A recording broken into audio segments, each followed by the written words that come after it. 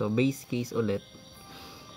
Sabi ni Math Enthusiast. So, let's say n equals to 1. So, plug lang natin dito sa 4n minus 3. So, gagawin mo lang 1 yung n. So, magkakaroon tayo dito ng 4 times 1 minus 3.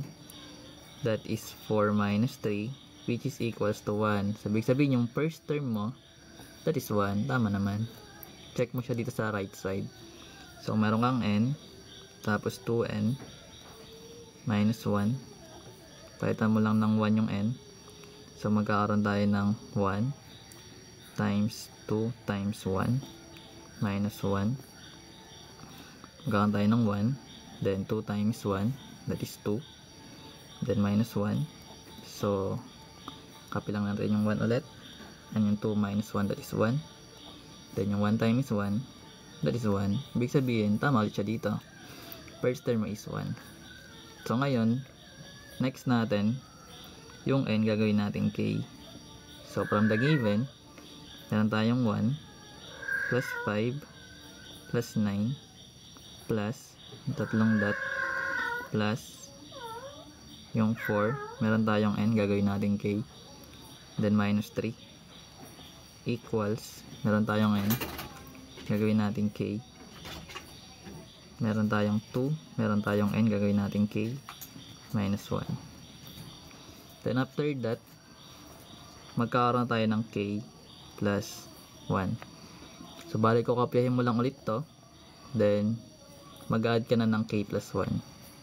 So magkakaroon tayo ng 1 plus 5 plus 9 plus yung tatlong dot plus meron tayong 4k minus 3. Mag-add tayo ng k plus 1. So ibig sabihin meron tayong 4, meron tayong k. So, magkakaroon tayo ng k plus 1 doon. Then, minus 3. Okay? So, equals, sa right side, lalagyan natin ng k plus 1. So, magkakaroon tayo dito ng k plus 1. Tapos, sa kabila naman, 2. Then, meron tayong k. So, k plus 1 ulit. Minus 1. Then, gawin mo na yung ginawa natin kanina. So, ibig sabihin, etong term na 1 hanggang 4k minus 3 equal to dito sa k times 2k minus 1. So, meron tayong 1 hanggang dito.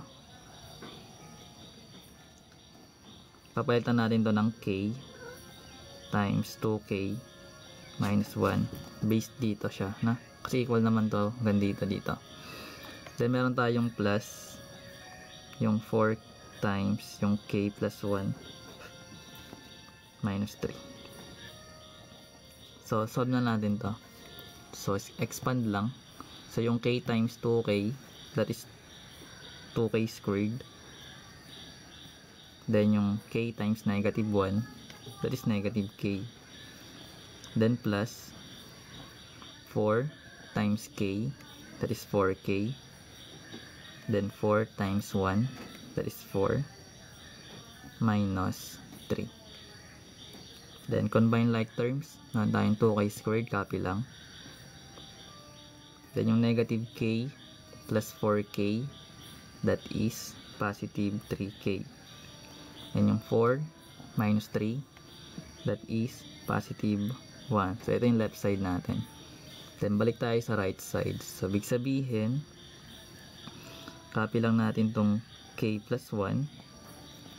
Then, magkakaroon tayo dito ng 2 times k, that is 2k. 2 times 1, that is 2. Minus 1. Then, simplify, syempre. So, magkakaroon tayo ng k plus 1. Combine like terms, meron tayong 2 minus 1. Magkakaroon ka ng 2k plus 1. Then, FOIL method na ulit. So, magkakaroon tayo ng k times 2k, that is 2k squared. K times 1, that is k. 1 times 2k, that is 2k. 1 times 1, that is 1. Combining like terms, we have 2k squared. K plus 2k, that is 3k. And plus 1. So, ibig sabihin ito yung sa right side. ito yung sa left side. Sabihin, equal sila. Ganun yung ginagawa.